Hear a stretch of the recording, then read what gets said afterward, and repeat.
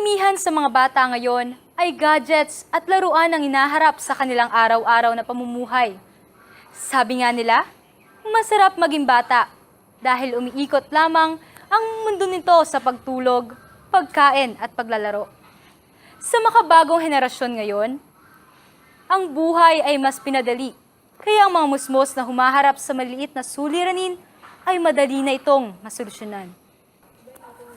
Ngunit may mga ilan-ilan na sa murang edad pa lamang na sa halip laruan ng kaharap ay mga hiringgilya at mga gamot. At imbis na naglalaro ay humaharap na sa mabibigat na laban sa buhay. Hyperinsulinism, isang kakaiba at hindi pangkaraniwang sakit na sumusulpot at tumatama sa mga bagong silang na sanggol. Tinatayang isa lamang sa 500,000 bata sa Estados Unidos ang mayroon ito. Kaya ito ay napabilang sa rare case disease. Wala pang konkretong pag-aaral at detalye ang pinagmulan nito, kung kaya't wala pa ring gamot sa naturang sakit. At sa pambihirang pagkakataon, 2 bata ang mayroon nito dito sa ating bansa. Ang hyperinsulinism ay ang hindi normal na pagtaas ng level ng insulin serum sa katawan na nagreresulta ng hypoglycemia o ang pagbaba naman ng blood sugar. At para sa kaalaman ng lahat, ang sobrang pagbaba ng blood sugar sa katawan ay nagreresulta ng pagsisizure, comatose o maging kamatayan. Ito ang araw-araw na pinagdadaanan at pinaglalabanan ng batang aming nakilala na may ganitong sakit.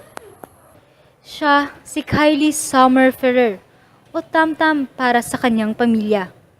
1 taong gulang at bunsong anak nila Ann. 12 ng Abril noong nakaraang taon nang sila ay sinilang ng kanyang kakambal na laking si Kyler Rain.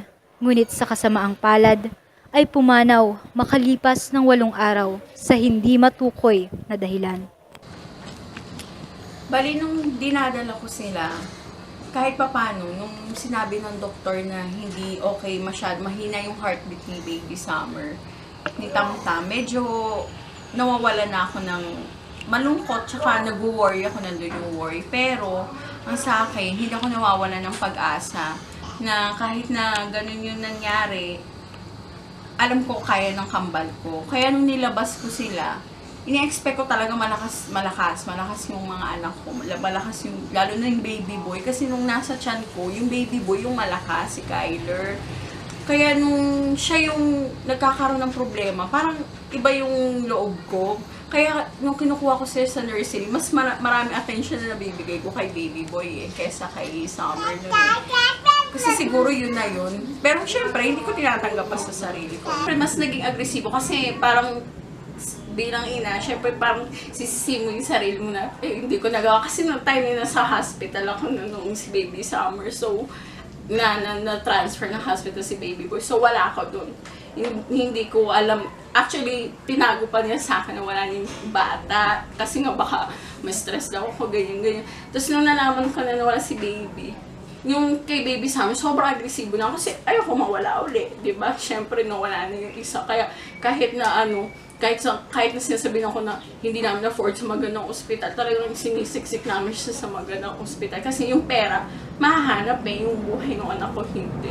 Oo, parang kasi para sa akin, mas kailangan ni baby ko ngayon ng special attention, ng love, para kahit na kakaiba siya sa ibang bata, hindi niya ma-feel yun. Tsaka, syempre, gano'n naman tayong mga magulang, di ba? Hanggat maaari, bibigay natin lahat sa anak natin. Tsaka, sabi nga nila, di ba, yung unconditional love is makukuha talaga sa mga parents, talaga sa magulang. Kaya, yun, hindi ko talaga pinapa-feel kay baby na gano'n siya. Masasalamin natin sa pinagdadaanan ng pamilya ni Tamtam ang kahalagahan ng pagiging matatag at buo ng isang pamilya.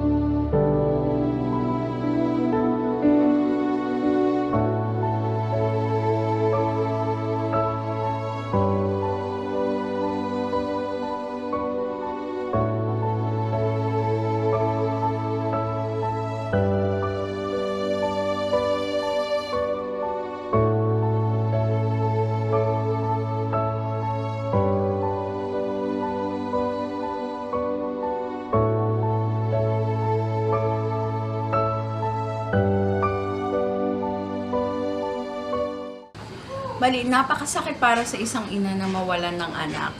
Siyempre, kahit sabihin mo na, yung sa akin, kahit na yung time na yun, baby pa yung anak ko, nawala na siya sa akin. Siyam na buwan ko yung dinala sa tiyan ko di ba? Kaya, nung time na nalaman ko na may sakit si Summer na ganun, agresibo na ako lalo. Pero yung thought talaga na mawawala pa siya, parang inilabang ko na hindi ako papayag na sa pangalawang pagkakataon mawawalan na naman ako ng anak. Kaya nung sinabi ng doktor sa akin na komplikado, nag-sign off yung doktor ng una. So doon natakot ako kasi bakit nag-sign off? So ibig sabihin may sakit na kakaiba talaga yung anak ko. Doon pa lang parang gumuho na yung mundo ko. Kasi pangalawa na to, hindi ko nakakayanin sa pangalawang pagkakataon na mawawala pa uli yung anak ko. Dumating talaga sa point na namamalimos ako sa bus para lang matugunan yung araw-araw niyang pangangailangang medikal.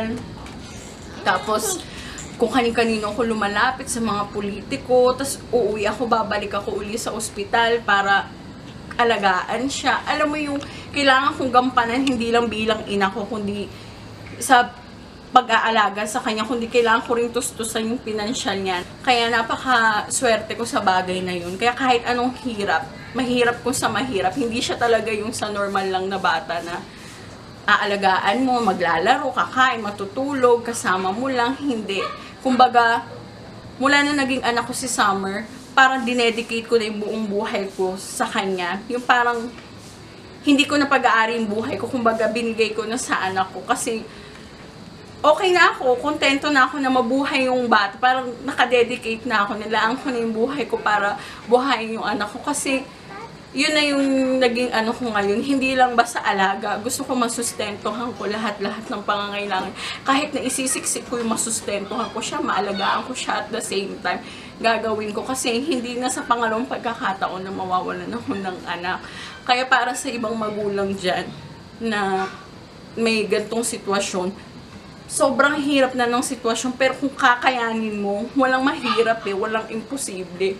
Basta kakayanin mo, tsaka worth it pag nakita mo talaga yung anak mo. Kaya para sa akin, hindi excuse na panghihinaan ka ng loob, hindi excuse na wala kayong pera, hindi excuse na pagod ka na, hindi excuse yun. Kasi pag nakita mo lang yung anak mo na okay siya, makakasama mo siya, mas worth it yun kasi magsisisi ka habang buhay mo na hindi mo ginawa yung makakaya mo para sa anak mo. Kaya kailangan huwag kang mawawala ng pag-asa.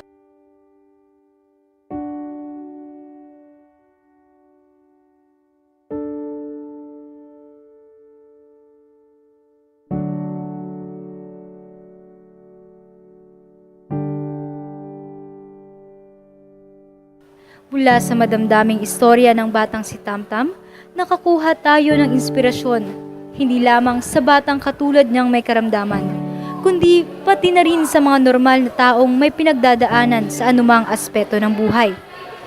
Hindi dahilan ng karamdaman, kapansanan o katayuan sa buhay upang hindi tayo matutong tumayo sa pagkakabagsak.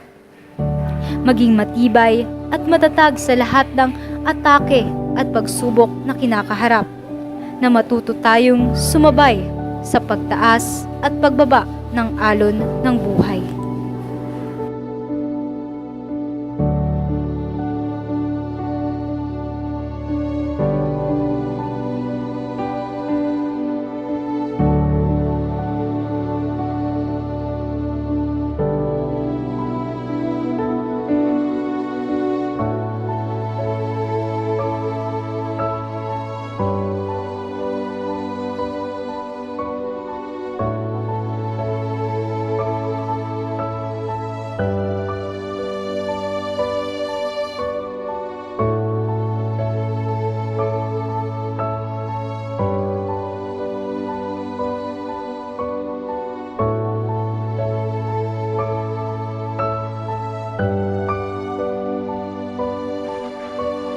gaya ng hiringgilya, nagdudulot man ito ng takot sa atin at sakit sa bawat saksak at tusok nito, ito naman din ang nagpapatibay sa atin at nagbibigay ng iba yung lakas sa pagharap sa bawat araw na pakikipagpugno sa sakit ng buhay. Ako si Madel Morales at ito ang aming natatanging dokumentaryo.